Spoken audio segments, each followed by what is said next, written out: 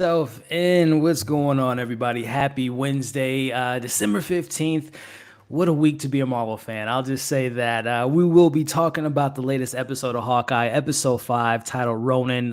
So many great reveals, so many great moments, so many great conversations. I will be eating some macaroni tonight. Shout out to Yelena. So much great stuff to talk about in this episode. And someone saw Spider-Man last night, and we're going to briefly talk about it. Absolutely no spoilers as we talked off screen.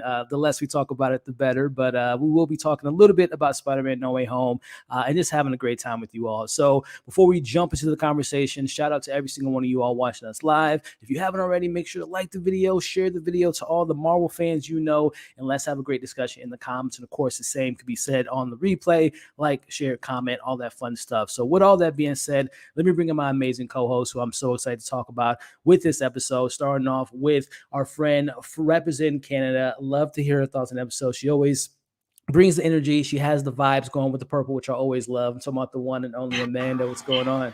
Hey, How we doing? How we doing? I'm good. I got Spidey tomorrow, but you lucky duck, you got to see it before. I did, Amanda, and yeah, it's a film that I think will be talked about for probably the next year. I'll just say that until multiverse of it's it's crazy. It's some to be a Marvel fan this week is pretty exciting to say the least. But I'm excited. Amanda, do us a favor. Let the fine folks at home know where you're at. What's some of the latest content they can check out from you? Yeah, for sure. Well, I watched The Kingsman on Monday, and my review's up on my website, candidcinema.com. It was good. I'm a huge fan of The Kingsman. Golden Circle kind of disappointed me, but this one was decent. It was decent. A good start, a good prequel. So that's up there. You guys can always find me over at AMX NDA Reviews on Twitter, Instagram, and Letterboxd. I've been kind of going MIA because I don't want spoilers, and apparently there were Spidey spoilers all over the place. And just FYI, fam, there are also Multiverse of Madness spoilers because yes, guys, that trailer did leak, and I saw some people tweeting about it last night. So just a heads up, but yeah, you guys can always find me there. Yeah, the as Amanda said, the spoilers are out there, ladies and gentlemen. Please be careful. I mean, literally, I was on YouTube today, and instead of going to like your subscription, takes you right to your homepage, filled with just thumbnails of literally scenes from the film. So please be careful out there. There's a lot of I don't know why people do this, especially don't even get me started on Vanity Fair and just I don't even. It's a mess, but so excited to talk about Hawkeye with you. And again, just quick thoughts, Amanda. The Kingsman. I got to read your full review. I think we'd agree it's better than the second one, but yes, I'm excited for Eggsy to come back, get the fourth one in the mix, which they announced the other day. But quickly, Amanda, just your brief thoughts. The Kingsman had some highs, some lows. It was messy. I think that's the big thing is that it was messy. I did like the father and son relationship. I think they had some great, really strong moments. So great. Yeah. He is so good. But I tweeted this out. Whenever he screams, I just hear Voldemort and I start laughing. And I'm like, I know the dude's in pain, but I'm just dying of laughter while I'm watching this. But he's a class act. I love him. But it was just too jumbled for me. The action scenes were great, but it still felt a bit reserved. Gotcha. So I don't know, I wanted a bit more. And like also because of the time period, the language didn't really fit the time period. And it kind of threw me off. But yeah, it was enjoyable, way better than Golden Circle. Golden Circle is a chore to get through. But hey, Matthew Vaughn, like you say, is a great action director. And I already put my ballot in there for Man of Steel, maybe, some other films, Bond, because he definitely knows how to shoot action. But definitely check out Amanda's review. Like she said, it's on her website, some great content. So definitely check her out. Then I got to bring in my second co-host. This gentleman witnessed history last night that I'm pretty sure he'll talk about. But he's always, when he's not at the Garden watching records being broken, he's laying down some great content for you all on YouTube, showing you his inside life on Instagram and all that fun stuff. I'm talking about the one and only Chris from Tait. What's going on, man? What's up? What is up, man? How we doing? We're feeling good right now. Yeah, man. You witnessed history last night, Chris. You saw Mr. Chef go to work last night, my friend. Steph Curry, for anyone who ever watched basketball or NBA fan, it was great energy in the Garden last night. My team was doing terrible, but I don't even care. I knew I was going to that game. I had tickets for a while now, and I was just watching the record and the games, and I was like, there's no way he could land on the Knicks and still not have it. Perfect. And then the game before, I was boycotting watching it because I was like, I can't see this. It's too much. And then it's getting to the wire. He needs 2 more. Now the game's close. Now they're about to go to overtime in Indiana, and I'm like, nah, because if they go to overtime, it's over. And then Kevon Looney hits a game little winner, and then we live to see another day. I think it was planned, Chris. I think it was planned for him to go to the Garden to break that record. The mecca of basketball sports. I think it was perfectly planned, my friend. Yeah, he needed to. But yeah, it was fantastic. But it's a crazy week all around. It is a bananas week. We were talking about it off screen, whether it be obviously Spider-Man this week, Hawkeye this week. We got Witcher 2 season 2 this Friday, Midnight Alley, the new Guillermo del. I mean, this is just it's so much. We're eating good. We're eating good as nerds of this content. But Chris, hey man, do me a favor, my good friend. Let the fine folks know where you at and where they can find you, man. What's goody? Oh, it's nice. Yep.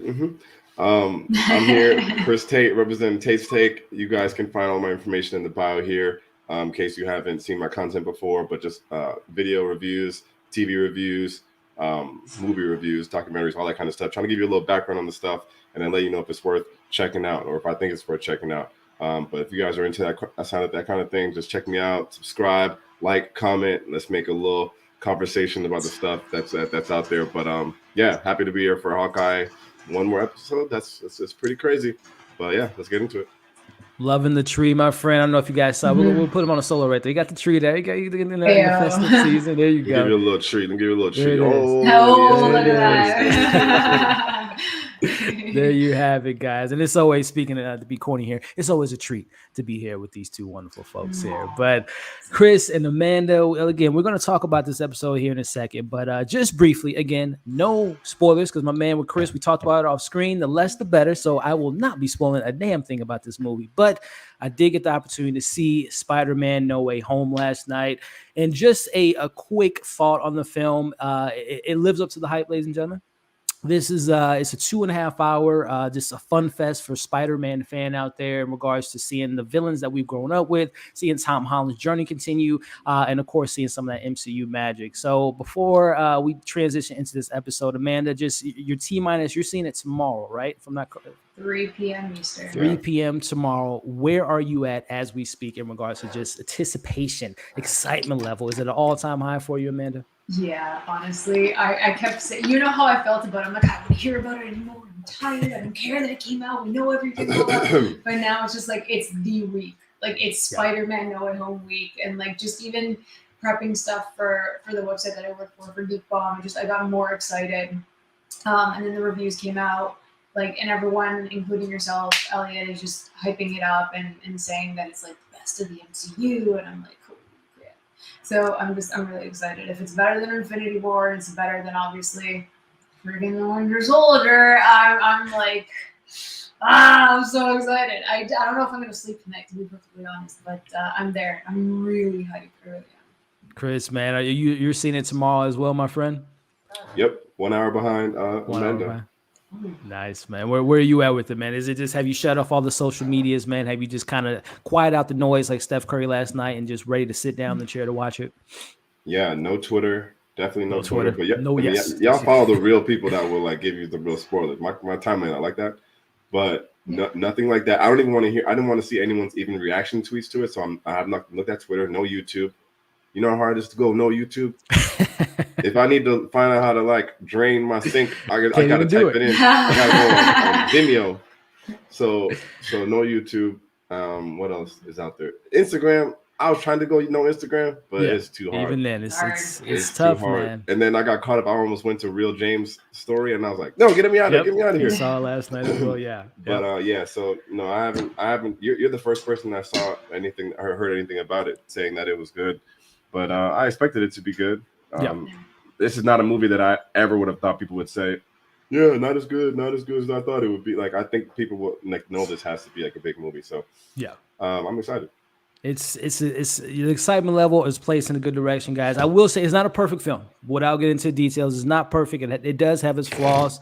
Don't they all? Yeah, and it's not like, and the thing about the flaws though, it's still it's a fun movie. It has a lot of heart. It's a lot of fun. And I will say, Tom Holland, who I've been a fan of, and we've spoken about him before, and we can all agree that there is the Iron Man shadow. He's been behind Iron Man in his last 2 films, but I'm happy to report, in my opinion, that Spider-Boy has become a man. He does have some maturity that's done in this film, and I thought it was handled well. And my man is doing his damn thing. So I'm definitely excited for you all to see it. Tom Holland and Amanda, I think you are on the same page with me as far as the Green Goblin being one of your favorite villains. Yeah, he's pretty awesome. I'll just say that the Green Goblin in this film almost. My boy. Willem Dafoe's the man. So that's all I want to say about it. Again, I actually just got done editing my video. A full spoiler-free review will be available later tonight, so you can get my full spoiler-free thoughts on the film. But I am just so excited to talk more to Amanda and Chris about this film, and of course, talk to you all about it in the comments in the coming days. It's a good time to be a Marvel fan. I'll just say that. But let me do a quick shout out. We do got some wonderful, people in the chat. Rim's always showing some love. We got people saying hello to one another. And again, the excitement level for and then people, Steph Curry last night breaking records as we talked about there. But we got CG in the building. She's checking it out tomorrow at 3. It's a good time. It's a lot of good stuff going on right now for Marvel. And speaking of Marvel, we got a show to talk about, ladies and gentlemen, and that is the 5th episode of Hawkeye, which right now the show is coming together. It's really wrapping the story up pretty well with a nice little bow on it, with it being holiday season. And tossing it to you first, Amanda, just your initial thoughts after finishing this 5th episode, getting more of Yelena, seeing Kingpin. We know that he was coming. It's official now. Vincent D'Onofrio as Kingpin is back, which we'll talk about a little bit later. But a lot of good stuff going on, Amanda. Just your initial thoughts after you got done watching this episode. It's the best episode of the season, I think. I was really excited to see Yelena, and it turned into the Yelena Bloom show, and I was perfectly okay with that. I'll get into my Kingpin thoughts later, because I'll get into it later. But yeah, it's the best episode of the season, which isn't really saying much because it's been kind of steady. Sorry, I'm just saying it's been kind of slow for me, but it's good. It's the best one. Chris, man, same question for you, my friend. Just your initial thoughts coming off this episode, and why is it that Yelena is already one of my favorite characters in the MCU after just 2 appearances in the MCU? I told you she was my favorite, one of my favorites after that one appearance. She's great. That's where I'm at with it. Yeah. It's easily the best episode of this show because the show is not that good. But this is, to me, one of the best episodes in all of the shows. Like, I could put this in maybe a top 5 of all the shows together. Maybe if I haven't thought about it, but like it could be up there. I have two nitpicky things about the episode we'll go through, but I was very impressed with the episode. Yeah, I'm same with you all. I literally I've seen it twice already. Saw it this morning because we talked about Twitter earlier. I was just casually scrolling and just he's back. I'm like, let me just go ahead and just watch it before it already. I did the exact same. Get off that stuff. Yeah, it's dangerous. It's crazy. It is very dangerous out there. Be careful out there, guys. But no, I saw the time, so I immediately watched it this morning. Was very impressed by it. Then watched it before we went live. And yeah, I think this is by far the best episode in the show. And I think that does a lot with Yelena being involved, but also Clint, man. The moment that we'll talk about with him, Natasha and Amanda, you know how I feel about Ronan. The more Ronan I can get, the better for me. And it was just so well paced and just well put together. And I'm a Vincent D'Onofrio fan, and I can't wait to. I mean, it was a blurry picture, but I can't wait to see him hopefully in the flesh next week in the finale. But I thought it was a really well put together episode, and really excited to see where things land in next week's episode. But a couple people in the chat talking about it's called Ronan, and we didn't see Clint for a while. Yeah, very great episode. He's back. Yes, Kingpin, the GOAT, is back. Vanessa, I can't wait. I'm really excited to see how they explain Kingpin in the MCU and how he came, to be and what he's been doing this whole time since 2008 with Tony Stark and all that different stuff that we got 12 years ago. But yeah, best episode hands down. Yeah, I think we can all agree that this was a fantastic episode of Hawkeye. So with all that being said, let's just kind of get into it. Starting with you, Amanda, as we open up the episode, which I think this one, I'm kind of torn. The better cold opener. Was it Maya's backstory with her dad and her, mimicking the movements and fighting and obviously getting a little hint at Kingpin? Or was it this one here? You know, we open up in 2008, which, correct me if I'm wrong, we never got the confirmation that Yelena was blipped into this episode. Was it Right. hinted at in Yeah, I Black don't Widow? think that was a thing. Yeah, I think Yeah. this is the first time they mentioned it. Gotcha. So yeah, we cut to 2018 where we see Yelena on her mission and what she did for all that scene in Black Widow. We know that her mission was to take all the Black Widows out of the program, get them back to have their choice, to make choices of their own. We meet, I believe her name was Anna, which, by the way, when she threw the tea thing at her, it was like, that was a terrible toss because you completely missed it. But I know. not the best Black Widow, but they catch up. She tells her a little bit about, you know, what she's been doing in regards to she's born to kill. They break out of the trance and all this stuff, and you know, we cut to her, Yelena, going to the bathroom after she talks about her sister and her having the Sex in the City teaming up. The blip, whenever we get the blips, the POV of the blip, whether it be, I believe WandaVision did it with Tiana Paris's character when she was in the hospital. And that moment was great. But I think since we spent time with Yelena, I kind of felt that when she came back from the blip, because we obviously didn't see Tiana Paris interacting with her mom at any point. You felt bad for her because we saw her in Captain Marvel. But this one really kind of sat with me, especially when Yelena's coming out. I got to talk to my sister, and we know what happened to her sister. So, Amanda, that cold opening has to be some top tier MCU stuff there, especially from the Yelena's point of view. Yeah, I agree. I did like this one better than the Maya one. The Maya one. Yeah. Just because I guess we already have like a connection to Yelena, and Right. it's just more things being pieced together for us to know moving forward. Yep. Yeah, I'm always interested to see how what happened with the blip and everything, and just to see Yelena try to understand any of it it was kind of funny. But it was her show from the very beginning. I'm like, this could have been titled Yelena Belova or Black Widow, and I'd be like, yeah, who is Ronan? Sorry, Elliot, but who is Ronan at this point? But no, I like that. I like that opening. You see, Yelena helping everyone out. You see that she's still in the white suit as well. So, yeah, it's a nice tie-in, and I just want to see more of her. I adore her. Yeah, we need more Florence Pugh, and I think MCU knows that. We're going to probably get more and more of her, whether it be solo movies with the Black Widow baton or potentially West Coast Avengers in the future. But Chris, man, tossing it to you, my friend. I know Yelena's your GOAT. She is your number one right now, and deservedly so, because she's great, because Florence Pugh is just killing this role. But just speaking of killing, man, this opening intro, 2008, she's on the mission. Finds out Anna is not under a trance, and she's there to save her or whatnot. But then we get the blip, comes back from the blip. I got to talk to Natasha. I got to let her know I'm okay. I mean, that just had to tug at the heartstrings, my friend. 2018. 2018, yes. Mm-hmm. Yeah, it was definitely tugging at the heartstringies. And this one I like better than Maya. I'm not a Maya fan yet. Maya, the singer, on the other hand, yeah.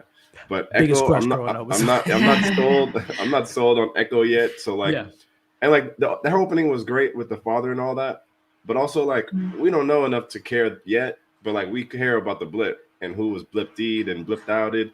So that was cool. And then to see what it felt like if you were blipped, I think Tiana's, we didn't get that feeling it felt like nothing to them. I don't remember that me feeling like that watching Tiana. Y'all can correct me if I'm wrong, but just sitting there, you're washing your hands and then you're gone, then you're back.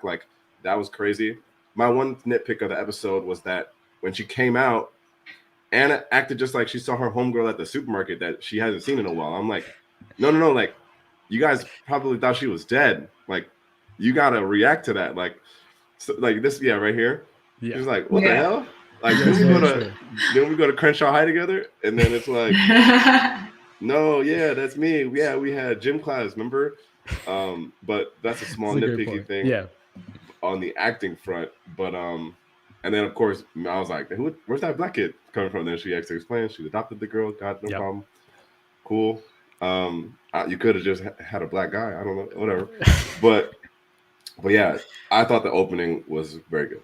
Yeah, no, 100% agree with you, man. And I totally agree with you, Chris, on the nitpick, because it wasn't like she had just seen other people been blipped around the world. That was her first time seeing someone come back from the blip. So you would imagine that would probably shock you. She's like, you came back. It's I don't know how she knew what was going on. And that's another thing. I can't wait to hear the story number one, of what Yelena heard happened to Natasha. I don't know how they explained that Clint was hired to kill her. I was wondering that too. Yeah, I want to know the story of what Yelena is under the impression of.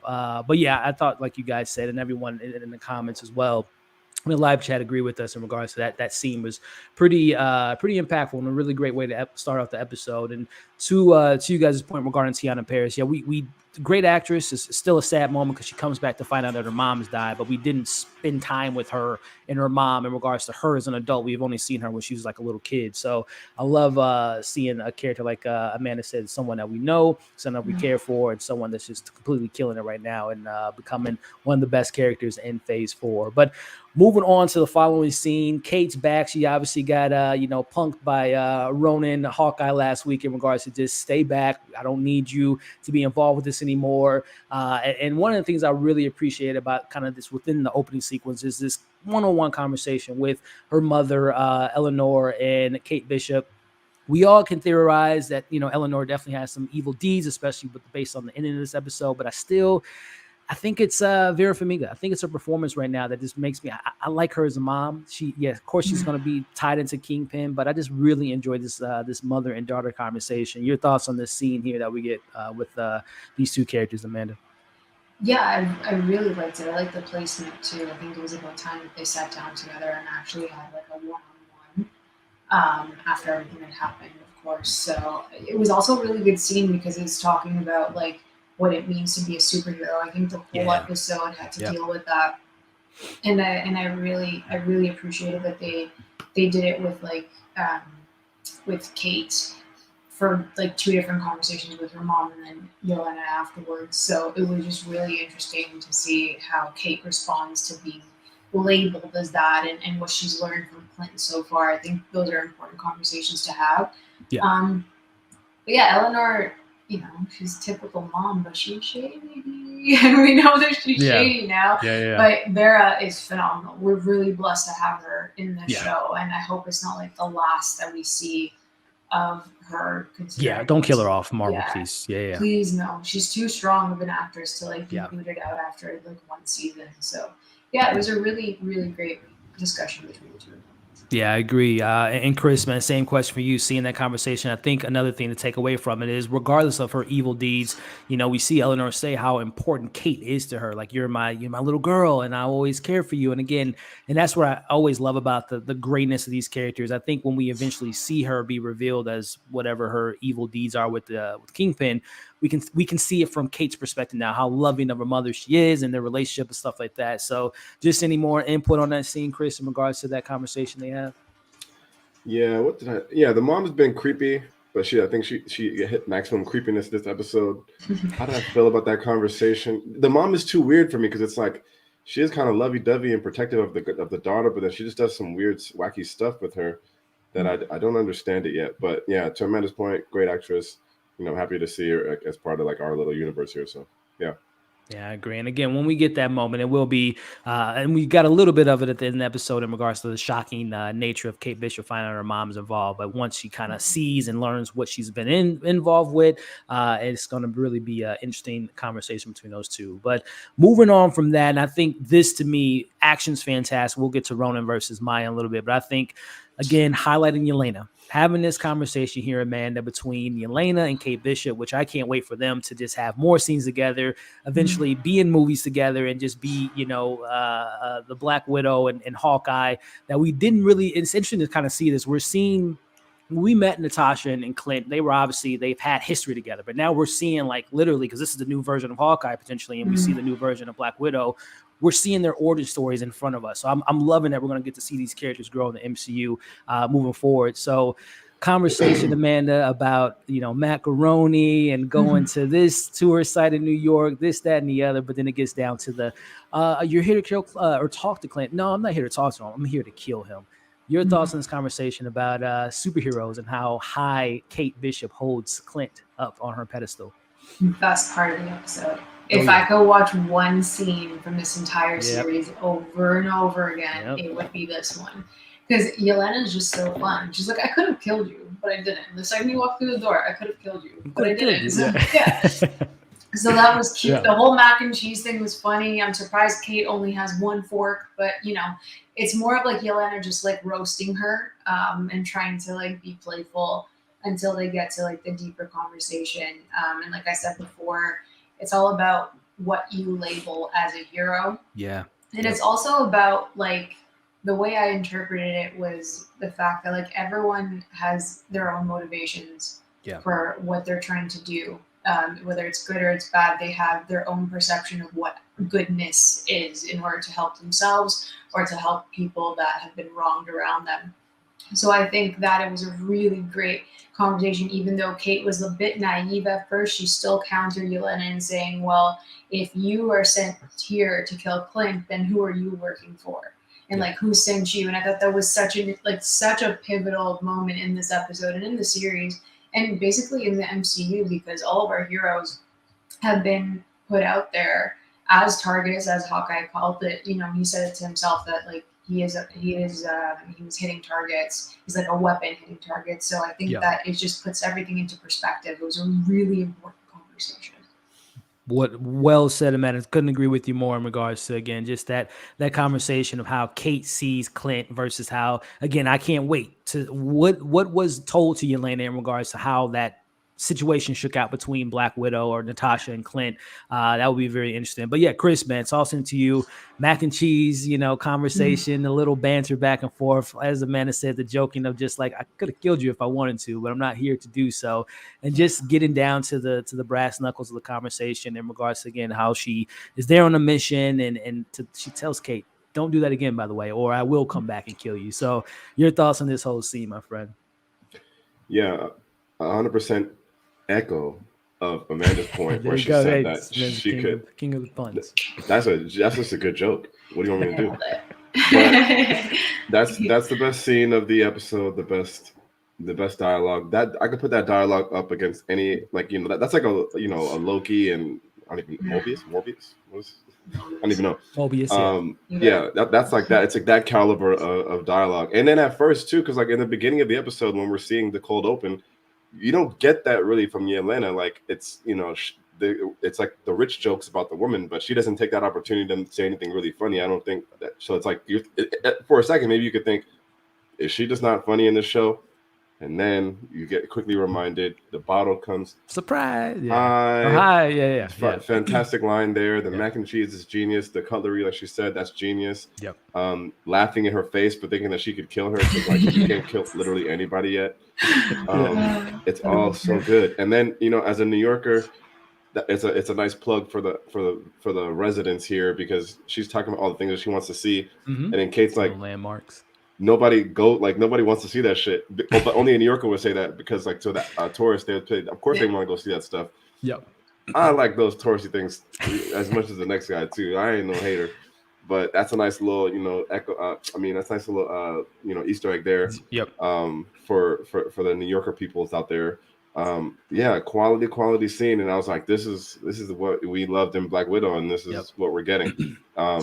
And that's it's supposed to call you back, I guess, to like what we liked about the Natasha banter, two females with Yelena, like that's what we're getting to. And I think the side note, I had a little memory callback when I was watching it. I don't know if this was intentional, like the way that she was giving information about Kate Bishop and saying that she said mother Eleanor, father this, which is very much how they do on Vormir.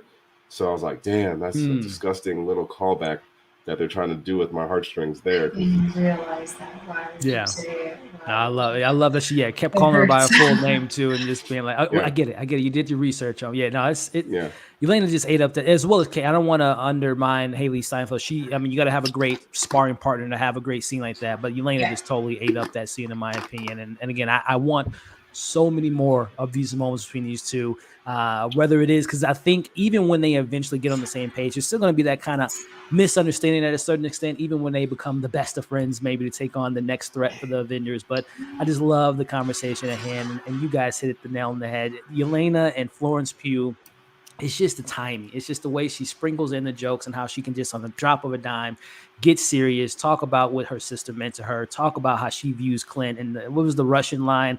The blood that Clint has can wrap around Russia. The world. And how, again, Haley Steinfeld, her comedic beats is such a Russian thing to say.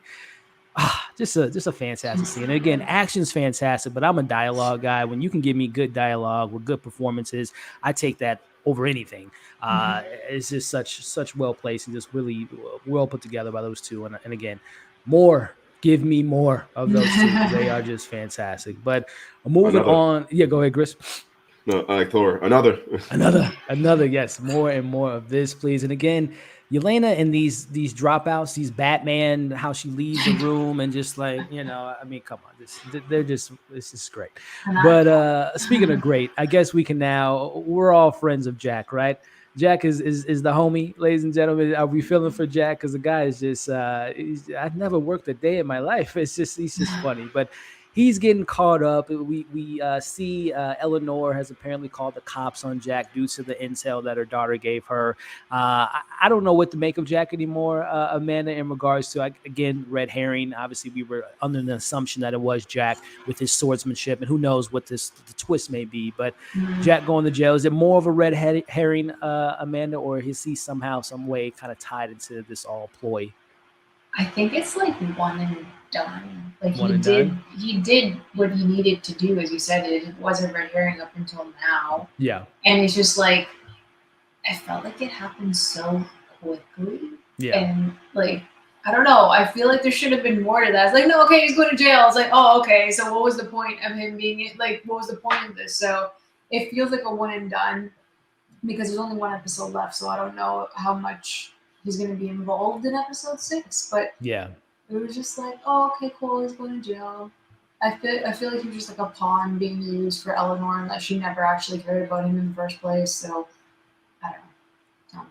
Chris, you feel the same about Mr. Jack, or do you think he'll have any influence on next week's finale, or just like Amanda said, maybe not like a one and done. He might come back in another show or whatever the case would be. But do you think he'll have any impact on next week's finale? Yeah, I don't really care about that dude, but wouldn't it be weird if he didn't and show up in episode 6? He'd be like, what was the point of him in the whole time? Yeah. I thought that when it was happening, I was like, did the mom just set him up because the daughter was because Kate was getting close? Yeah. What was happening there? But yeah. Also, like, if you're that rich, like, you're not getting arrested. So like, what are you doing here? Well, it also makes me think, and again, we had this conversation in regards to there's so many storylines that they kind of introduce, and people are talking about it now in the chat regarding the Maya character, and we'll talk about her in a little bit. But the whole Jack and what was his uncle's name, or cousin, Armand or whatever, is that still is that plot now gone with him? With the stabbing of Armand in the back and all that, is that no? I mean, episode 6 is probably when we find out that the mom did it. That the mom, that she was involved. Yeah. See, we're writing it ourselves. That is the problem. Like, I mean, I hope they address that, but I'm more concerned with the Kate, or not Kate, but Hawkeye and the Yelena thing. I feel like that's going to be taking up a chunk of next week, and of course, this Kingpin Easter egg. So I don't even know. The Armand situation, if that's something to, who knows if they'll do a season 2 or whatever the case may be. But I hope that, things do tie up in a good manner. But we talked about our favorite scene in the episode, but I think this is a pretty close runner-up, at least for me, regarding, Clint. He finally kind of gets his moment in the episode, being kind of outshined by Elena and Kate. But he has a moment of, saying moments with Natasha. And by the way, am I the only one that Thor Odinson, for the longest time, I thought they were just saying that because it's like saying like Thor, son of Odin's son. But is that his last name? Yeah, it is. It's a funny last. I guess I just never said Thor's last name so much before. But neither here nor there. He's there to talk to Natasha in a sense, and say that he apologizes for, and also I love the little. He turns off all the outside noise. He's just having a moment with Natasha, and he's about to do, an evil deed in a certain extent. But just focusing on Clint at this moment, Amanda, your thoughts on? I'm thinking Jeremy Renner has really been. I don't know if we're undervaluing his acting, but I think he's doing a really good job. And this is the most we've gotten from Clint in the MCU, and I think he's taken advantage of it, in my opinion. But your thoughts on this kind of more quieter scene here? I cried. I have to admit, I did tear up just a great because, moment. I'm a crybaby. Don't shake your head. Is the truth. I am. I teared up because like it's just everything that he's been through with Nat, and that is like the one connection in the entire MCU that still like hits me in the feels because of how close they were. And like they loved each other, and it was platonic for the most part than what we saw. So nothing was forced, and it was just a genuine like we were both weapons, and like we understand each other, and I love that. So I did tear up. I did. He needs someone to talk to. Maybe like his wife maybe doesn't understand him the same way that Nat understood him, and like it's a totally different connection. So he has to talk to someone. I do love that he did. Took off his like you said. I thought that was really really. A nice touch just to have that intimate moment with her. But yeah, I teared up.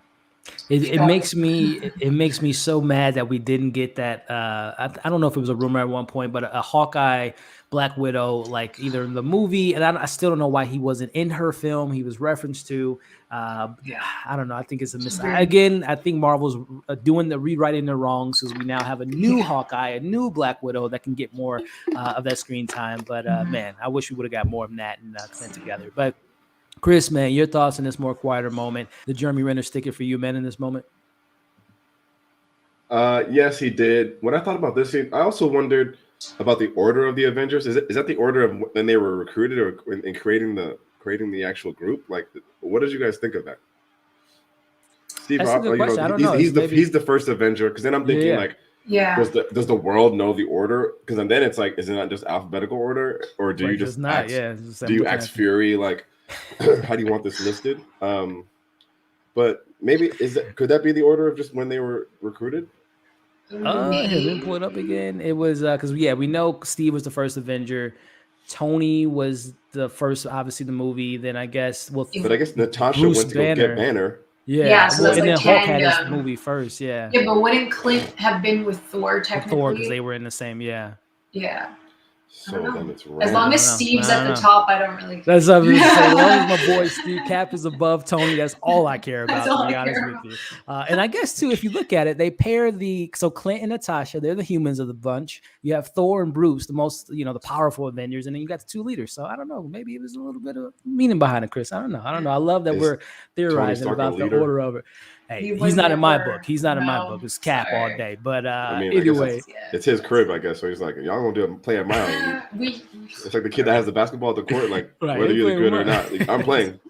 Exactly. That's the only way he has friends. Like Amanda said, Steve on top. I like it. But any more thoughts on that scene, man, in regards to just seeing Clint having a quieter moment with Natasha? Yeah, of course. I was just like, you wouldn't be talking out loud like that. People can see you, bro. Like, you're at your own monument. People see you, bro. Like, what are you talking about? Hey, you tell us. You're the New York man. The people I hear in New York, people just be doing some crazy ass stuff, and people just be walking on by like, it's just new. There's another day in New York. Yeah, they do. And they're at a crazy landmark, one of our craziest. Yeah. But imagine you at United Center and Michael Jordan's in front of his own statue, talking about, I'm about to go play Scottie Pippen 1-on-1. And everybody's like, what? Why? To put your Michael Jordan out, that would be more like Clint would be more probably like Ron Harper, maybe looking at the Michael Jordan, because he is, he's not the A team, but neither. That's fair. But yeah, and then I was like, from what we saw in the end of the episode, I'm like, why did he apologize? He didn't kill anybody. Like, so was he just mad he had to put the suit back on, or? But it's nice. It's an emotional moment, and it was just cool to see these real world applications of like how we would recognize these heroes. Like, okay, you're enshrined, and like that's like a monument. Yeah. We talk about the Broadway thing. Like, we know that there's museum stuff we saw in the Falcon series, but yeah, those kind of things are always very cool to me to see, like how like we would react in real life if we had these heroes. Which I don't know why this is randomly coming to my mind, but I forgot to mention Yelena in that last scene when she talked about the the Empire State, not the Empire State Building, the Statue of Liberty, and she mentioned the whole Tony or the Iron or not Iron Man, but the Torch. shield, the Captain America shield being on there. So I guess timeline wise, I guess this takes place after No Way Home, and this isn't a spoiler because it's in the trailer. They have a Captain the shields being made, being constructed on. So I guess this takes place after Homecoming, if I'm not mistaken. Which because all these shows, I don't know what timeline Shang-Chi takes place in. I don't know where Eternals took place in. So I'm kind of confused of where we are in the MCU. So it's good to know that Hawkeye takes place after No Way Home. But again, I like you guys said, I love that moment with Clint there and a quieter moment. But yeah, Chris, I'm totally, when he apologized, I was under the assumption that he was going to kill. But like you said, maybe it's just the idea of him putting the suit back on. It means so much. It has a burden to it versus him actually killing her, which he should have. A warning? Like, why are you warning her? Like, she like kill her. But she has her own show, Elliot. Like exactly. This guy died. But speaking of decisions and hero, we see Kate. She finally makes her calling. Like, she can't. I don't know what necessarily why this motivated her to getting back in the fold of things, but she's back. She's calling Clint. She wants to get back on there and team up with them. And that was funny seeing her, the voicemails being left over and over and over again. But speaking of one voicemail to the next, we actually get a conversation between Clint and his wife. And he's not asking for permission. He's just pretty much telling his wife, it's time for me to put the suit on. Got to follow my gut and move on with this ending this Maya thing, which again, we just talked about. He didn't really end anything. He just sent her a warning, which to me was a little silly. But speaking of silly, we get more of these tracksuit mafia guys as they get the warning to send out to Maya to meet Ronan, which brings us to the actual moment of Ronan versus Maya. Kicking it to you first, Chris, your thoughts on this action sequence. And some people have brought it up in the chat regarding the usage of Maya. And I know you mentioned it earlier, not the biggest fan of her entirely, knowing that we will be, getting the show with her. But in the context of the show, she hasn't really worked for you all the way. But your thoughts on this sequence of these two going toe-to-toe and her getting the upper hand and, Clint getting the upper hand, but ultimately them both walking away alive. Yeah, to be honest, I was thinking watching this, because I know you're an action guy. I was like, I wonder if Elliot likes this action scene. I wonder if this is up to his standard. Because you always talk about hand-to-hand and all that kind of stuff. I was very curious to see how you felt about it. I thought, I don't know if anyone else thought this, but I was like, is this not even him in the suit? Like, because it's certain scenes, I was like, he looks very small compared to her, and I don't know how big she is. And I was just like, it's like, who's hiding now under this fucking suit? Like, I don't have time for this. But I was glad that it was actually him. Yeah. It was cool. I liked it that it showed that he was superior than her in a combat standpoint. And I didn't like that Kate had to come and save him with the stupid arrow, and then gave Echo a chance to turn it around. Yeah, I wanted it to be like, I'm like, just chill, like, stop, enough, like this, like the older sibling, like when the younger sibling just picking at them, just like, look, no, trust me, like, I'm gonna avenge you. I got a fucking statue in the middle of New York City. But yeah, I thought the combat was cool. It was a little dark.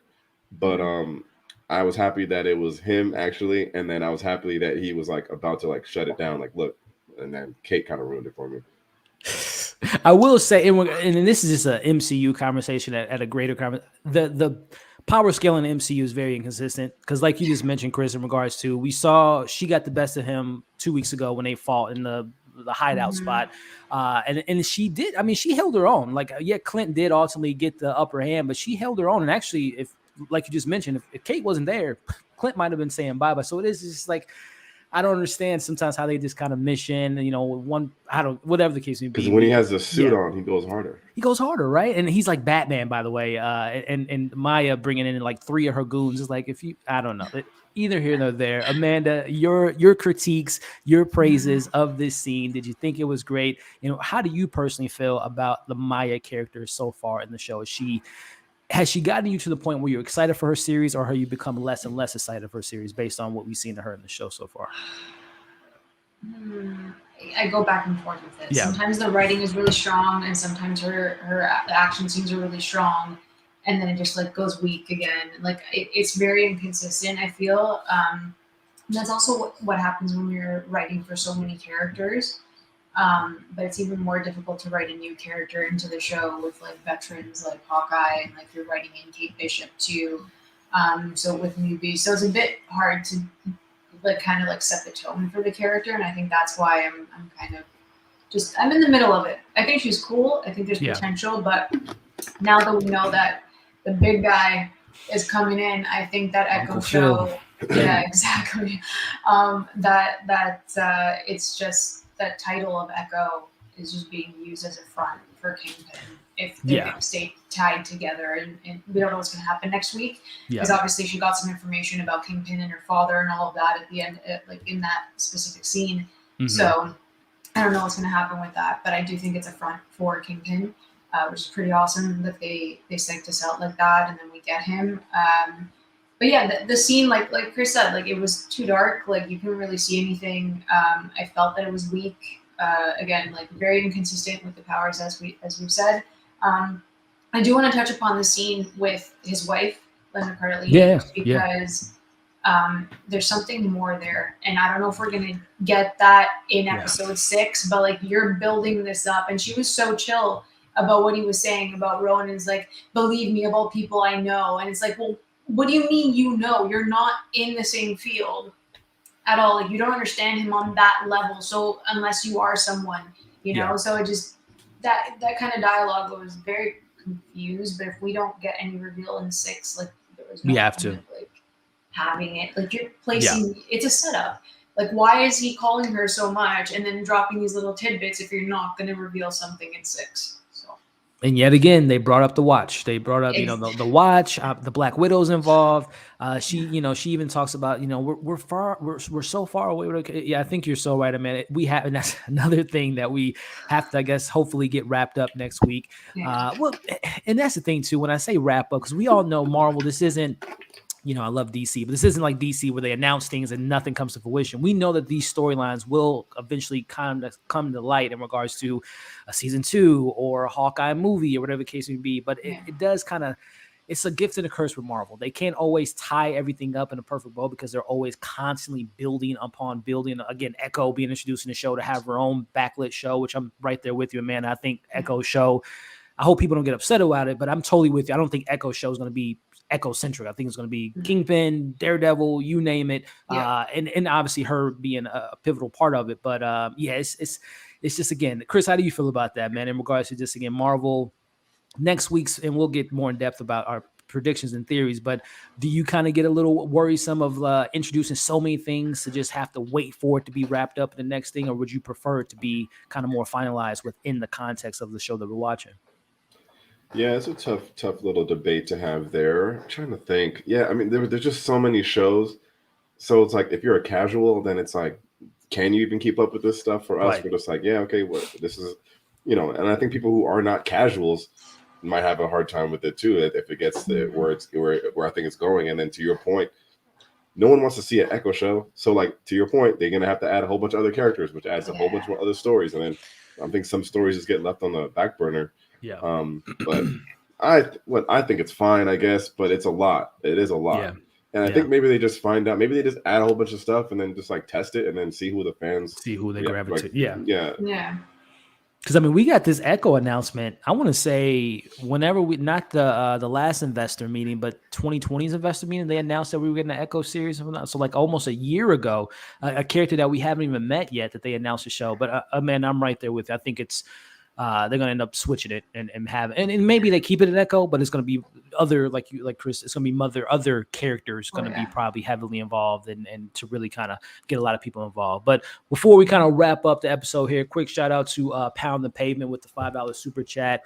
They say, who the heck is Clint Martin's wife? She scares me. I'm waiting for her to show up in a suit and kick some butt.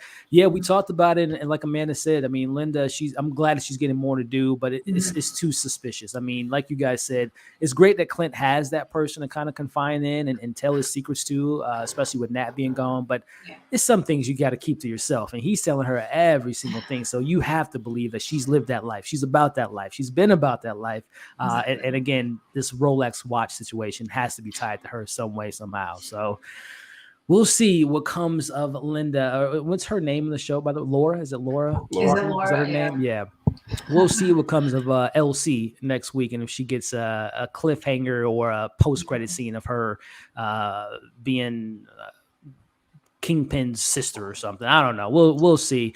Or maybe here we go. Especially Amanda, since you know the Netflix. Maybe Laura was his Vanessa at one point, and she got away from him, and he's been looking for her ever since. But speaking of that, Chris, have you seen Daredevil yet, man? Have you started the process of Daredevil? Damn. Is that what you did? Chris, you promised that you were going to binge it. Here's what I will say. Well, I never promise binging anything, but as soon as we get off this, guaranteed at least 2 episodes. Okay. And I mean, we'll have time because once the show ends, we won't have another Marvel show, which I don't even think they announced the date of. Is the next one Moon Knight or is it Miss Marvel? I don't even know what the next Marvel show is. They announced the lineup. I just don't remember what the order was now, but I think She-Hulk's first. Okay, gotcha. So Chris, when you get a chance, man, you got to watch it because you got to see my man Vincent and at least 2 tonight. At least 2. Okay. Did they move from Netflix to Disney Plus or? No, that's a Netflix. Yeah, no, that's their property. They no way they giving that up, even with characters being in MCU now. But yeah, you're in for a treat, man, once you watch it. Netflix has every single Spider-Man movie right now. That's how I've been like rewatching. Well, in Canada at least. Oh, okay. Every single one. It's like great. I'm going to go get my DVDs right now. Everything's on streaming. Gotcha. But yeah, Chris, when you get a chance, my friend, you will not be disappointed in that. But wrapping this thing up in regards to the episode, we end on a pretty interesting note here. After the fight, well, I should say before we even get to the last moments, I guess something to kind of bring up is I always forget this kid's name, Kazi, whatever his name is. Kazi. Yeah, someone mentioned he looks like Jon Snow. I don't see the Jon. The kid that was me. Is that you? Is that? Yeah, you remind me of that guy. The hair. It's a stretch. If you turn your head and close your eyes, maybe he looks like him. Yeah. But we get a moment there with those two, and I think it's pretty much alluded to that he had to do, or not had to do, but he's covering up for the uncle having involvement with Maya's dad being killed by Kingpin, which is an important thing to bring up because we saw, as Amanda brought up earlier, when Clint mentioned that they are weapons. He said to her, "When you're a weapon, you can be manipulated." So. If we are to assume that if it is the case that Kingpin had her dad killed, was it to spark her? Was it to ignite her to become the woman that she is today? To have her, have this vengeance, to be this, boss lady as she is? Do we speculate that that's what the intentions were to kill her dad because he seemed to be the loving father to maybe keep her on a good path, and Kingpin didn't want that? Is that something you guys are thinking right now? As far as starting with you, Amanda, was she manipulated by Kingpin? Maybe because he saw her strengths, I think. Yeah. And he's like, well, what's stopping you? Like, why aren't you using them? Like, that doesn't make any sense. So, I completely agree with you. I think that was what it was. Yeah, I mean, that's cold-blooded to kill her dad, to be like the last hope for her to kind of keep on a good path. And like you said, Amanda, maybe, Kingpin wanted Maya to be involved at an early age, and the dad was like, not my daughter. I don't want her anywhere near this stuff. And he's like, well, I'm just going to take you out to make it happen. Chris, your thoughts on Kingpin manipulating Echo, and if she's going to, maybe that's the show. She's going to go after Kingpin in her show and have Daredevil help her out. I think so too, because this whole series, like, even though she's like a villain, she doesn't give us the 100% villain vibes. Like, we don't all the way hate her. Mm-hmm. So we understand where she's coming from. Yeah. Yeah, exactly. We can make that transition. So yeah, I think that's a good theory. Yeah, we'll see. And again, if we get it next week, maybe, or we get it in her show, we'll see what comes of that. But actually, wrapping up the episode, I know, Chris, this is your guy. What's my man's name? Chains, Grass. I forget his name, but I keep forgetting my man's name. The firefighter. He's making. I mean, he's been in almost half the episodes. He's like Grills. Yes, Grills. He's the surprise character of this show that everyone be talking about. He's gonna get his spinoff series come next year. Him on saving people in fires. But we wrap up with Miss Kate Bishop getting a message from Yelena, or in this case, unknown, saying that it was her mom involved. We see that Yelena's been following her, and we see the picture. And it's a great way to intro. Amanda, shot on Android. Which intro is more cooler? Is it seeing Vincent D'Onofrio, which we'll get to the moment here? Is it seeing Kingpin with his classic comic book accurate, cane? Was that more badass than having Mahershala Ali and Eternal speak off screen? Which is the more badass appearance in the MCU? Is it this or was it Mahershala? Mahershala. I will gladly take Mahershala, to be perfectly honest. Elliot, I'm not even joking. You have no idea how pissed off I was at the end of this episode. Because I know they're saving that Eleanor and Kingpin conversation for next week. Yeah. I get it, believe me. But this is the big guy. This is the one we've been waiting for. Mhm. That was not enough. That wasn't that's not even menacing. That wasn't that gave me nothing. Am I happy D'Onofrio's back? 100,000%. I love that dude and he's fantastic.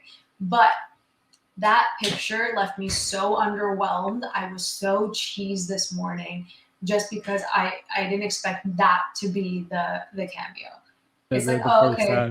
Like we knew, okay, cool, this is how you're gonna do it. I was so annoyed, but I do understand that conversation is gonna be had next week. But 50 million conversations have to be had next week. So many. I'm just like, you could have done something. But anyways, that's I would have rather have had a post-credit scene for this episode than have a picture. Just a little small picture of him, of the big guy, a little small, and you guys said on an Android, which makes it even better. Chris, man, your thoughts on this moment here as we see again, Kate Bishop finds out that her mom is indeed involved, and I guess we can also speculate or maybe confirm that that call that we saw her make last week, when it was a really quick scene when we saw her when she got done talking to Clint. She made a phone call. We didn't know who she called, but I guess we're assuming that she called Kingpin, which in return called Julia Reifus' character, Val, called her to hire Elena to do the job. Is that what you're thinking, Chris? I didn't think that. I wasn't watching this. I wasn't going down that path. Yeah, am I now? I just need to figure out I'm thinking Yelena's here beefing because of her sister, on her own accord because Val put the battery in her back. It's a little fuzzy for me how the Kingpin gets involved in that, because then it's too perfect at how it lines up. Unless I'm just missing something. That's a good. I mean, again, that's a good point. But I think again, we got to find out what this relationship is. And I was while you guys, I was looking for the meme when we were talking about Kingpin. And Amanda, I know you'll probably get a kick out of this when we were looking to see the picture here. But let me pull it up for you guys. But this how I think we all were when we were looking at that Kingpin picture. We were trying to squeeze in. Is that what we're doing with Kingpin? Is that how we're going to show up? But they did us dirty. Ladies and gentlemen. But hopefully we'll see him in the flesh next week. But yeah, I think again before that too, my second nitpick of the episode wasn't this scene. The quality here is terrible, but it's how corny Clint announced it. Yeah, that's the big guy that I was talking about. Exactly. That's Kingpin. There's no way you're scared of Kingpin. Exactly. You were fighting Thanos. What are you talking about? Chris, you hit the. You're were speaking truth Thor. right now. It's You're true. speaking truth right now, bro. I think so. To be fair, Chris, I think what the menacing nature of Kingpin is because it's such a human ground level character. Of course, Thanos, he didn't individually pick Clint's family to kill. We know Kingpin is going to probably be more personal. He's going to probably, kill his kids right in front of him. It's going to be more of a personal thing. So that's why I think the fear of the big guy versus him fighting Thanos might come from. But you're totally right. Once you fight Thanos, everyone else is chump change. But that's where I think Clint's head's at. You just said it so corny, like a high school the big guy. musical. Oh yeah, that's the big guy I was talking about. That's the big guy. Kingpin. What? That delivery was end it like this. I had to rewind it. I was like, was that as cheesy as I thought it was? I was like, let me rewind that just to make sure it's actually cheesy. It was cheesy. And I hate the way they do those cliffhangers too when they drop on moments like that, like a mic drop. So it wasn't the biggest mic drop. Yeah, it would have been better it would have been better like Amanda said if we would have, instead of for us seeing that message, we could have saw the message, the text message, but then we should have zoomed in the room instead of for showing it either Vincent D'Onofrio, maybe they digitally add, they maybe didn't have him on set to do it, but they should have had him in the room and we should have panned to him saying, whatever he's saying to her in that moment. But who knows? Maybe we'll get that perspective next week. And maybe we'll see Yelena step up in the room and shake up some furniture, move some furniture. I would love to see that. But we'll see what comes. A lot of people, Kingpin and Eleanor hires Val team, which I guess right now Val is the Nick Fury of the group. She already has John Walker under her belt, the new Cap or the old Cap, or what is his name? I totally forgot his name that he went by in the show, but John Walker, she already has him. We assume that her and Yelena are maybe going to have a friendship moving on. But Val, are we going to get her next week? You think, Chris? Is Julia going to make another appearance on her second Disney Plus show and her third appearance in the MCU? She should, but I don't know. What about you, Amanda? You think she's going to be recruiting? Maybe she recruits Echo? I think it's a post-credit scene next week. Post-credit scene, yeah. I mean, she wouldn't recruit Echo because she's already her. Well, maybe she will. She's her own thing, but maybe she's like, hey, do you need more resources? Because your goons, your track stars, boys are goofy as hell. So let me give you some real stuff. Or she finds out about Kingpin and she's like, I ain't working for you anymore. And she looks over to Val. If it's divided like that. So do we have precedent so far of all the Disney Plus shows of a post-credit scene if there were no other ones, like where they just did it for the finale? I'm just as just to see if we have at least the hope for next week. It was always a 4 or 5 episode. And I can't remember what were the post-credits that we got so far. I can't remember. Like Wanda had post-credits. Like Loki had, right? Yeah. Falcon did not. What was the Wanda one? Am I tripping? Am I forgetting the Wanda? Like, remember Wanda? Like, she had a couple. Remember, and then like you would hear like little like the call from the radio and all that stuff, like with Wu. Oh, okay, gotcha. Okay, I got you. Yeah, I mean, I hope.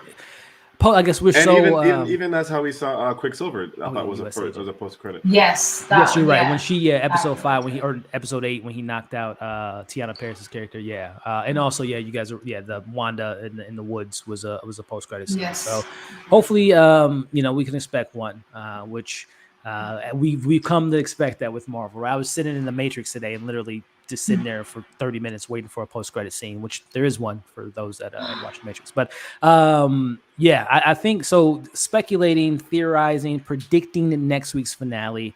Amanda, starting with you, what is the most important storyline that we need to get wrapped up for you to, really come to appreciate the show? If it's the stick the landing for you. Those kids need their presents and their dad.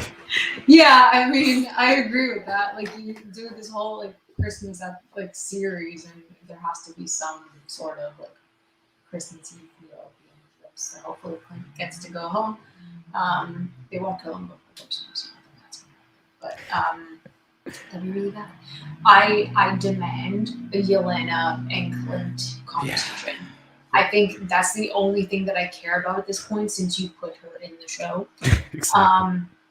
And anything else, if Eleanor kind of comes out to Kate, sure, that's fine. If we understand why Kingpin's even involved with Hawkeye, or in the show, that's cool. But the most important thing is Yelena and Clint for me. Yeah, and that goddamn watch. Yes. That Rolly. We need to know. Chris, man, same question for you. And also, too, I'm sorry, Amanda, just finish any final thoughts about this episode in regards to just kind of any other things you want to add to how you just feel about this episode in general, episode 5, titled Ronin? If it weren't for Yelena, this would have been really basic. So, the rest of the series. And I'm sorry that I'm being that blunt with it, but, nothing has been oh my God, I'm so excited. It's nothing. Yeah. So if it weren't for Yelena, literally the one thing I can say about Florence is that her charisma and her presence on screen just boosts everything around her. And for me, it's it was just coasting this entire time. And then Yelena saved the series. And I'm serious. So I think that her moving forward, you're going to need it with those more reserved characters, because I feel like Clint's really reserved. And Kate is too for a bit, even though she does joke around. She's really reserved as well, like Clint Barton. So I guess that has something to do with archery and being steady in that way. Yeah. But you need someone who's fun and unpredictable, to go alongside them. So Yelena offers that. But yeah, Yelena Belova show fan. That's what this was, and I could get another full trilogy, another series with Yelena. Whatever you want to do, just put her in something. More, the more the better. And then do you I know we asked your prediction. Do you have a bold prediction next week that you think will happen? Any deaths? Is anyone dying next week, Amanda? Are we going to be getting the tissues out for Clint walking on the doorstep of Christmas and getting shot in the head? Oh, damn. Okay. Like from Kingpin. This ain't Netflix. Oh my God. I mean, if this was on Netflix, then I would have been like, he's dying for sure. For sure. Yeah. Disney magic ain't happening. A surprise apart from Kingpin would be a nod to a lawyer, which would either be She-Hulk or Daredevil. I think just one of those two, considering what happens for me tomorrow and what I see, what I don't see. Yeah. It's a possibility that it's going to be like a lawyer that steps in. And I think that would be a nice surprise, even if it's like a little nod, a comment being dropped. I don't think we'll see someone, but it'd be a good placement for She-Hulk to jump in. It's a great call. Chris, man, all the pressure on you. I think Amanda took all the good stuff, man. Sorry. Your final thoughts, Chris, any final takes on this 5th episode? And again, any theories, any crazy bold predictions, any death that you foresee happening next week? Are we going to get Ralph Boner next week?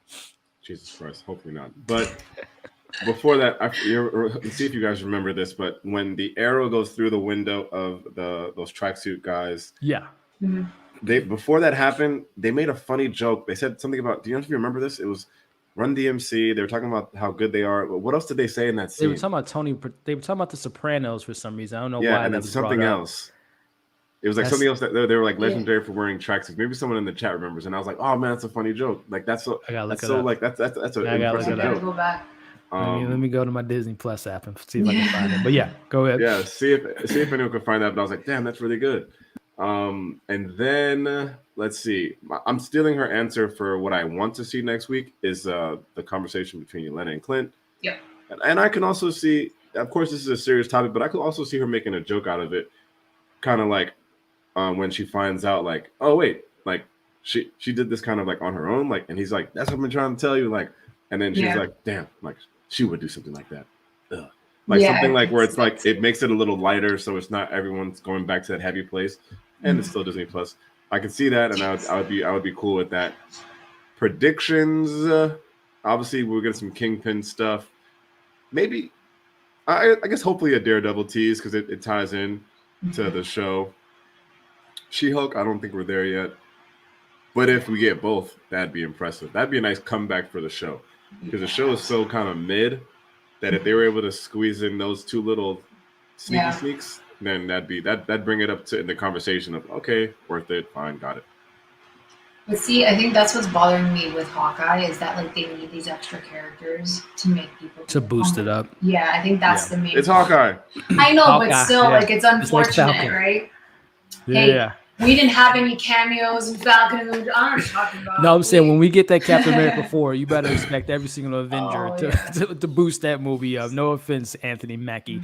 But to answer your question, Chris, I went back. They brought up the Royal Tenenbaums as the outfits, Wes Anderson, and then they also brought up Brass Knuckles. Like who does Brass Knuckles anymore? Like hold on one second, let me bring it. Yeah. That was their two little jokes. Those guys are funny. I definitely prefer, even though they're goofy as hell. I'll watch a series of them before I'll watch the Flag Smashers. Seriously, the worst villains in the MCU history, next to Thor's 2 villain. But yeah, I think you guys are so right in regards to predictions. It would be, I don't know if it will overshadow the show.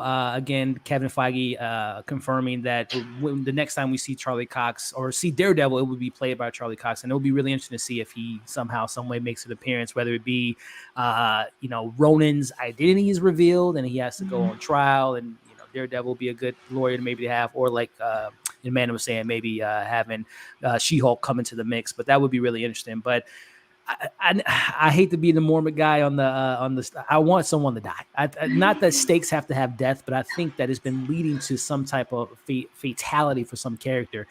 Whether it be, we talked about Eleanor dying. I do not want to see her die, but I think someone's gonna die. And if I were to put my, I've been talking about Clint this whole time. I don't think they're gonna kill off Clint in the Disney Plus show because he is a movie character first, and to kill him in a TV show that people might not watch probably. Logistically might not make a lot of sense as far as the weight of a character like that dying, but I don't know, maybe one of his kids die I don't know. Is that too dark, Amanda? Because it's Yeah. Disney. You can't kill kids in Disney. I don't know. I love how you went from like Someone's gonna Barton's die. gonna die, but the child's not bad, and that'll happen on Disney Plus. Like, Look, Lucky the dog, the pizza dog. Is he? Are they No. gonna kill the dog? I don't know. They're not why gonna would kill they that kill dog. They the gonna kill the dog. dog? That's too much merchandise for Disney, right? They gotta have Yeah. plush The dolls and all pupper. this. You keep- But no, next week, yeah, like you guys said, I think we definitely need the Elena and Clint conversation. I want to see what was it that she was told, how her sister was killed, and then when he tells her the truth, how we talked about her friend Anna just being like, "Oh, you came back. How is Elena going to take? Oh, we went to a planet named Vermeer. We had to get a stone, and then someone had to die. Like, I wonder how that conversation looks on screen. As soon as someone tells you you were gone for 5 years and half of everyone else did, you can tell me anything. You can listen like, to it. You It's can like, do it. yeah, I Yeah. understand. yeah, I'm the surprised Knicks they win a didn't do a championship. book. Okay, yeah, Right. anything is possible. I At can that see point. that happening. Yeah. Yeah. Oh, yeah. That's a good call, Tim. I think, yeah, Kuzi or Kazi. Yeah. Maybe That's a Maya good killing one. him would be Yeah. probably It's like, you a lied to moment. me. You didn't Yeah. tell me the truth. Exactly. Yeah, but also then that's not even a big stake. Like no one would care if True. he died. That's very Is there, true. Yeah. Are there really big stakes in this show? Like, Maybe the boyfriend dies, and it's like, Oh, Jack. we finally find out that he's not that bad or not a bad guy, and then they killed him anyway. Then that's kind of like stakey, and then it's like Yeah. maybe that's how Kate finds out that her mom ain't shit, and then like that's Yeah. a big deal. We'll I mean, see. she's right. Yeah, they might not kill him. I should actually find out on that text, which Yeah. was Yeah. that same text. Wasn't that a video? Like, couldn't they just play the video right there? Like, Oh, was They that? had to- Oh, let me go They back. didn't to have it. enough Let's money go back to it. apparently I thought it had to. the Yep, play- that is a play. It's yeah. like a screenshot of a Of video. like footage. Maybe she took a screenshot of the footage, which you don't have cameras inside wouldn't. someone's It individual. doesn't. I don't know. It was See, just we're it's a looking weird at thing. it too much. See, if they It was a just weird showed thing. the damn scene, They should we just wouldn't clean it- be exactly. dissecting this. Exactly. It was just budgetary restrictions. Kevin Feige was like, nope, we can't shoot this. And also too, he's looking Amanda Craven. Is he looking a little slimmer than Yes. his Kingpin? Yeah. Let me try to pull up especially yes. compared to how the Spider-Verse has him. Yeah. not even close. Yeah. I mean, you can only do that in animation, which is bomb. But yeah, I think Vince Also, kinda, it would have been better to see a phone call from Yelena to Kate. Yeah. She says hello. Hey, I'm looking at your mom, and then it cuts to that scene. You don't even have to hear them. You just see them talking. 100%. I agree with you. Yeah. I mean, I guess he's kind of slim in this photo here. But I thought he was bigger for some reason. Maybe I'm tripping. Yeah, that photo is definitely slim. Yeah, it's the same. He looks the same. Good Yeah. for Vince. So I guess he's just been, crushing heads and him and Vanessa going on a vegan diet, I guess. But I think it's just the angles. yeah. You know? And I don't remember if you he's- guys followed on Twitterverse when they, people spoiled that Kingpin was going to be in the show, but people were saying that they were going to CGI him, which I'm so glad they're not doing that.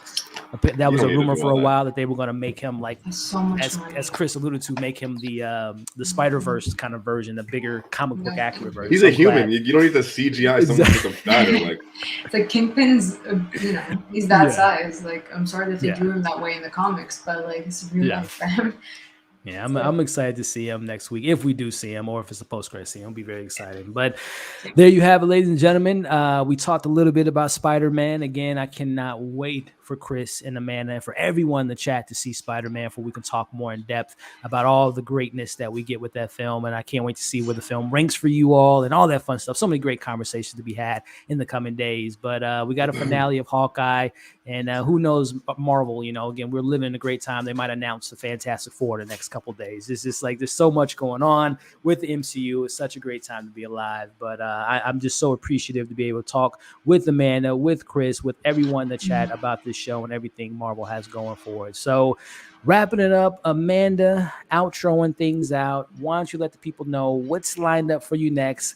Are you gonna be at the theater at 2:00 before Spider-Man tomorrow? Do you have a, something if you pass out? Like, what's the strategy tomorrow for Spider-Man? And also, what's the next bit of content you have lined up for the folks? Yeah, well, tomorrow is jam-packed because I have a hair appointment at 10 a.m. and then that's going to take me to 12:30.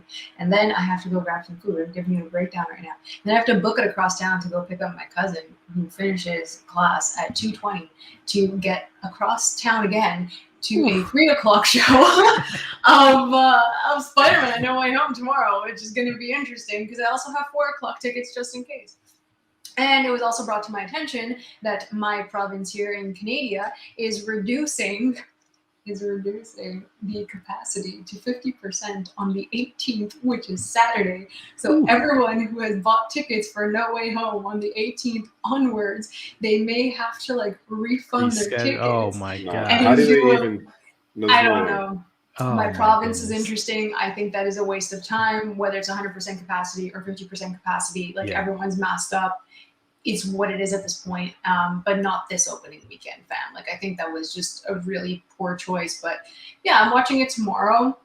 I have a stream tomorrow as well over at the Suit Up Geeks. We're just doing a live spoiler discussion at 9:30 p.m. as well. So it's full. I'm trying to get my review out, like pumping it out. Maybe if I'm stressed or I'm crying, I don't know how the hell I'm going to write, but I'll try. I don't know. I'm very emotional, as you guys can see. So you can always find me over at AMX ND Reviews on Twitter, Instagram, and Letterboxd. I have my Kingdom review, as I said at the top of the show, candidcinema.com. And then I'm just going to do some wrap-up videos of the year, like best CBMs. I'm going to rank my Spider-Man movies after No Way Home on my YouTube channel. I've been slacking. It's been pretty hectic for me over here. But yeah, I'm going to get back on the tube and manage to avoid spoilers until tomorrow at 3 p.m. So, yeah. The spoilers are heavy, Amanda. Be careful. And I'm calling her right now on my Amanda cry meter. There's a minimum of everyone in the comments. How many times do we think Amanda's going to be crying tomorrow? I'm going to put it at least 5 times. Oh my God! No, Elliot, at least 5 times. 5. Holy Lord!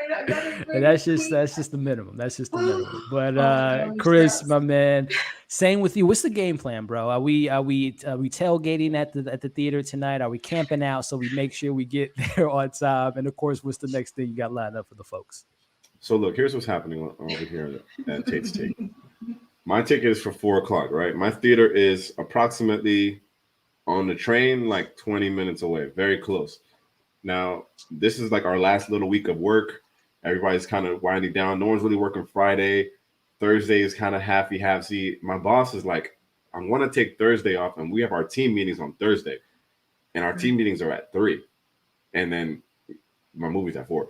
And I was like, hey, I saw you said you want to take Thursday off. Like, do you want to just scratch the team meeting? Like, maybe we should just scratch it and then give people the time. And she's like, yeah, I do want to take off. Maybe I'll just pop back in for the team meeting. I go, well, okay. There ain't no problem. So now, unless she cancels it, like between then, I have a team meeting. So I need to figure out if I can run this team meeting from the theater. Because if it ends at 3:30, which the meeting could end at 3:30, I don't want to get to the theater. I don't want any problems. Like, I was on this train to, I think, Avengers, and I was on the train to Spider-Man, the Homecoming, and the train was acting a little, and I got stuck for a little bit. So I don't want any problems. But just know that I'm gonna be there, and I'm gonna walk in like I did for Endgame with headphones, just in case. I don't want to hear nobody's talking. I don't want to hear anything. I don't want to hear any words.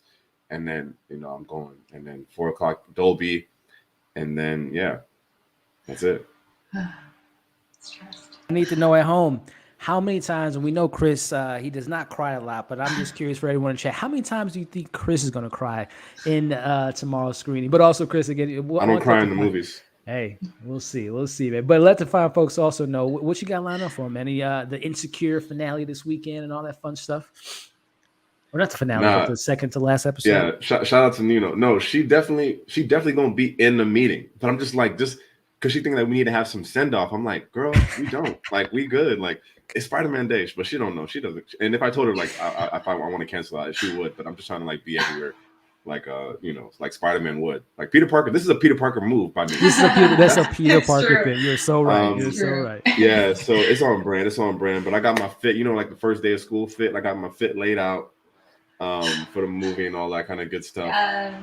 I don't cry in the movie. I don't know if we ever talked about this on your channel, but the only time I almost cried in the movie where it was close, very close, was in X-Men First Class. When Professor X gets hit with the stray bullet and he starts talking about how he can't feel his legs. I cried. Yes. That is where I was like, man, I do have feelings. I was like, this is tough. Do you not? So am I the only one that gets like geeked out tears? Like not tears of like sadness, Like you're so but like happy? tears of joy. Like this is like I remember being in Endgame and seeing Cap pick up Thor's shield. Like I literally couldn't even hold it in. It was just so exciting to see that. Do you not even get that, Chris? Yeah. I got it last night. It was close. You got it last I was night like, seeing Steph? Yeah, that seeing Steph was crazy. Like that's stuff like that is very cool. I love those moments. I got like chills in the Endgame for those type of moments, that kind of stuff. Yeah. But let's see. What else did you ask me? Taste take? Next, taste. What's next on taste take? You know what else we need to do? We need to do this. I'm saying this right now for Ace. We need to do a combo YouTube video where we all three review a movie or something, some piece of content in one video, and just break it up into three different things. And it's one video. It doesn't matter who posts it. Ellie, you can post it, whatever. But somehow we do that where like I'll do like the background and stuff like that, and then like someone talks about like the actual like how you feel about it, and then at the end we come through whatever and just say like we each give a score or something like that, and then something like that. That's just something that came in my head when Amanda said that she's very busy.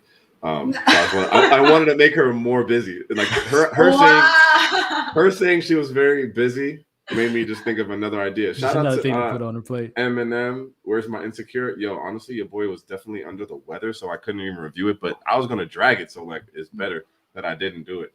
I'm feeling better. Obviously, I sound a little congested, but I feel better. So I'm definitely gonna do Insecure 9 and 10. Wait, no, is 2 more? Or was it 1 more? It's 2 more. I don't even know. But whatever how many episodes are left, I've got those under control. Yeah, there's 2 more left. So definitely doing those. You guys want to follow me on YouTube? It's Tait's Take. I'm doing videos every week for Insecure, as someone in the chat just mentioned. So a shout out to anyone who's been watching those. I'm not a hater of the last season. It's a little slower than people probably wanted, but I still am Issa we trust. So that's been on my radar these couple weeks. I'm gonna work on a review to do for Journal for Jordan. That's Michael B. Jordan's new project. I watched that when they screened it, but I didn't get to film the review yet. So that'll be probably one of the next couple of videos that I drop. So thanks for anyone who's been checking out the stuff. But yeah. Definitely. I can't wait to see your thoughts on that, man. And again, wrapping up Insecure, which speaking of HBO, I don't know if we got any Succession fans out there, but they had a fantastic finale this past Sunday. If you guys aren't watching Succession, that's really another HBO. I mean, it always comes through in the clutch. But it was a comment I saw in here. Oh, CG, we didn't bring it up because Amanda alluded to it earlier. There's something out there. Doctor Strange is involved. When it becomes official, when it's on YouTube, and we can maybe next week we can react to it if they make it official. But but listen, again, for myself, Amanda and Chris, I always appreciate you all. I can't wait to talk about next week's finale. Cannot wait to talk about Spider-Man with you all and so much more. So I hope you all enjoyed this stream. Again, before you leave, make sure you're liking the video. Leave your thoughts in the comments. Again, if you had any thoughts on what we talked about today, and of course, if you're watching the replay, if you can subscribe to Amanda and Chris, it'd be greatly appreciated. So listen, it's a lot coming out in the next few days. Again, Spider-Man is on everyone's radar. I'm excited for The Witcher 2. I'm so sad that it gets overshadowed. It's going to probably get overshadowed by Spider-Man talk, but hey, it is what it is. But a lot of good stuff coming out. But again, for myself, Amanda and Chris, thank you all for tuning in, and we will catch you all on the next video. Peace out.